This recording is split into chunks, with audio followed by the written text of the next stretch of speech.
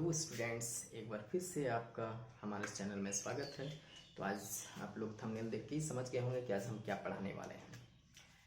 मैं आपका तारा सर आपका अपना चैनल मॉडर्न स्टडी पॉइंट में स्वागत करता हूं। तो आज हम पढ़ने वाले हैं यहाँ पे त्रिकोणमिति के बारे में। तो चलिए आगे देखते हैं। आज देख रहे हैं यहाँ पे हम आज त्रिकोणमिति ट्रिकोनोमेट्री को पढ़ाने जा रहे हैं, जो कि क्लास 10 का चैप्टर 8 है। पहले हम समझते हैं त्रिकोणमिति का अर्थ। ठीक है, तो त्रिकोणमिति जो है जिसमें है त्रि का अर्थ होता है तीन, कोण का अर्थ होता है कोण और मिति का अर्थ होता है भुजा। इसका मतलब हुआ कि त्रिकोणमिति जो है वो क्या है, वो त्रिभुज की माप है। ठीक है, तो त्रिभुज की माप जो है उसको हम त्रिकोणमिति से समझेंगे और ये चैप्टर में हम लोग त्रिकोणमिति को पढ़ेंगे। त्रिकोणमिति को पढ़ने से पहले हम लोग क्या करेंगे, सबसे पहले पाइथागोरस प्रमेय को हमको जानना है। पाइथागोरस को जानने से पहले आप लोग को ये वाला जो समकोण त्रिभुज है इसके बारे में आप लोग पहले जान चुके थे। जैसे कि एक समकोण त्रिभुज है ABC, जिसमें लंब, आधार और कर्ण इसे माना जाता है। और इस चैप्टर में जो है वो लंब और आधार आपस में चेंज हो जाएगा, बदल जाएगा, अपनी स्थान जो है वो बदल सकता है, लेकिन कर्ण जो है वो अपना स्थान नहीं बदलेगा। लंब को हम प्रीपेंडिकुलर कहते हैं, कर्ण को हाइपोटेनियस और आधार को बेस। ठीक है, तो हम पाइथागोरस प्रमेय में सबसे पहले यहाँ पे कर्ण का स्क्वायर को समझते हैं। यहाँ पे कर्ण का जो स्क्वायर है, कर्ण स्क्वायर बराबर हो जाता है लंब स्क्वायर प्लस आधार स्क्वायर, है ना। कर्ण जो है उसको हम लोग h से इंडिकेट करते हैं, हाइपोटेनियस से। तो यहाँ पे हम h भी लिख सकते हैं, h स्क्वायर इक्वल टू लंब को हम लोग प्रीपेंडिकुलर यानी p से इंडिकेट करते हैं, तो यहाँ पे हम p का स्क्वायर प्लस आधार को बेस यानी b का स्क्वायर से हम लोग लिख सकते हैं। ठीक है, यहाँ पे h square equal to p square plus b square लिख सकते हैं। उसी तरह यहाँ पे लंब स्क्वायर दिया हुआ है, तो लंब स्क्वायर बराबर हो जाएगा कर्ण स्क्वायर माइनस आधार स्क्वायर, और आधार स्क्वायर बराबर हो जाएगा कर्ण स्क्वायर माइनस लंब स्क्वायर। ये हो गया मेरा पाइथागोरस प्रमेय का फॉर्मूला। ये चैप्टर को समझने के लिए हमें ये कुछ बेसिक सा फॉर्मूला है, इसको समझना जरूरी है, क्योंकि अगर ये हम नहीं समझेंगे तो ये चैप्टर हमारा नहीं बन पाएगा। ठीक है, अब हम लोग आगे बढ़ते हैं। आगे यहाँ पे दिया हुआ है त्रिकोणमितीय निष्पत्तियाँ। ठीक है, त्रिकोणमितीय निष्पत्तियाँ जो है, इस अभी हम और एक चीज़ बताने वाले हैं कि हम जो यहाँ पे फॉर्मूला बताएंगे ये पूरे चैप्टर वाइज होगा।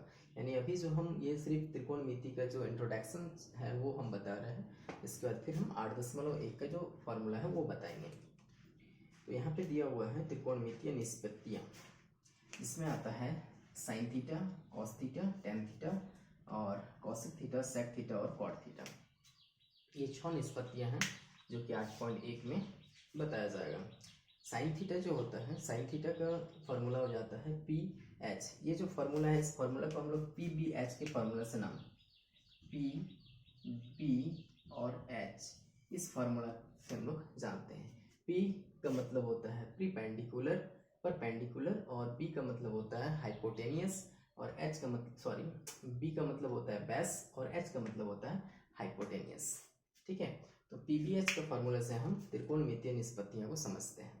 साइन थीटा जो होता है उसका होता है P/H होता है, और कॉस थीटा जो होता है उसका B/H होता है, टेन थीटा का होता है P/B।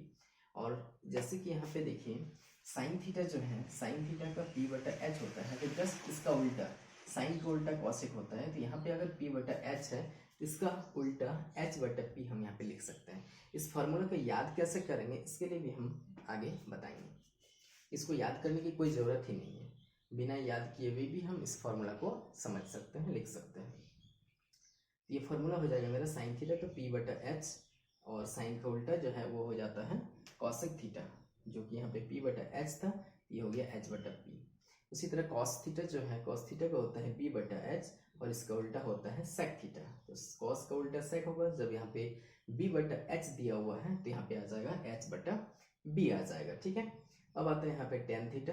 टेन थीटा का होता है P/B और जस्ट इसका उल्टा हो जाएगा कॉट थीटा, जो कि है B/P। ठीक है, तो ये जो फार्मूला है, इन फार्मूला को आप लोग कॉपी में नोट कर लीजिए, और आगे हम बताते हैं कि ये जो फार्मूला है इसको हम लोग बिना याद किए हुए कैसे समझ सकते हैं। ठीक है, तो चलिए अब आगे बढ़ते हैं त्रिकोणमितीय निष्पत्तियाँ की ओर। तो हमने अभी कहा था कि इसे याद नहीं करना पड़ेगा, तो हम इसको याद नहीं करने के लिए क्या कर सकते हैं, तो यहाँ पे देख सकते हैं यहाँ पे हम सिर्फ साइन थीटा और कॉस थीटा दो ही चीज़ को लिखे हुए हैं। यहाँ पे मेरा 6 फार्मूला है, साइन कॉस टेन, इसके बाद आता है कॉसेक, कॉसेक थीटा, कॉस का हो जाता है सेक थीटा और टेन का होता है कॉट थीटा। ठीक है, तो ये 6 जो फार्मूला है, इस 6 फार्मूला में से आपको सिर्फ ये 2 फार्मूला को याद करना होगा। ये जो 2 फार्मूला है इसको याद रखना होगा। जैसे कि दिया हुआ है साइन थीटा का हो जाता है P बट्टा H, याद रख ही सकते हैं P बट्टा H, और कॉस थीटा जो है उसका हो जाता है B बट्टा H, है ना। दोनों में जो है H कॉमन है, केवल ऊपर वाला में P आ जाएगा, नीचे वाला में B आ जाएगा। अब हम यहाँ पे टेन थीटा को देख रहे होंगे कि छोड़ दिए हैं, तो टेन थीटा को क्यों छोड़े हैं, तो टेन थीटा का जो फार्मूला है ये दोनों का ही रेशियो अर्थात अनुपात से आ जाएगा। जैसे कि यहाँ पे H इसमें भी कॉमन है, H इसमें भी कॉमन है, तो दोनों ही H को हम अगर हटा दें तो मेरे पास बचेगा क्या, P और B। तो यहाँ पे हम लिख सकते हैं, क्या लिखेंगे, ऊपर में P है तो P लिख दिए, नीचे में B है तो B लिख दिए। इस तरह से मेरा टेन थीटा का फॉर्मूला प्राप्त हो गया P बट्टा B, अर्थात टेन थीटा जो है उसका क्या हो जाएगा, P बट्टा B। अब साइन का उल्टा कॉसेक हो जाएगा, तो साइन का जो फॉर्मूला है वो क्या है, P बट्टा H, इसका हम उल्टा लिख देते हैं H बट्टा P। सेक जो है उसका कॉस का उल्टा होता है, कॉस का दिया हुआ है B बट्टा H, तो सेक का क्या हो जाएगा, इसी का उल्टा क्या लिखेंगे, H बट्टा B। ठीक है, टेन थीटा जो है उसका होता है P बट्टा B, तो इसका उल्टा कर देंगे तो मेरा क्या आ जाएगा, B बट्टा P। ठीक है, तो इस तरह से ये 6 फार्मूले जो है आपका याद हो जाएगा। अब इसको हम हिंदी में अर्थात लंब, कर्ण और आधार से समझेंगे। तो चलिए अब हम त्रिकोणमिति में त्रिकोणमिति की जो निष्पत्तियां हैं उसको हिंदी में समझते हैं। जैसे कि पहले हम लिख जाए यहाँ पे साइन थीटा,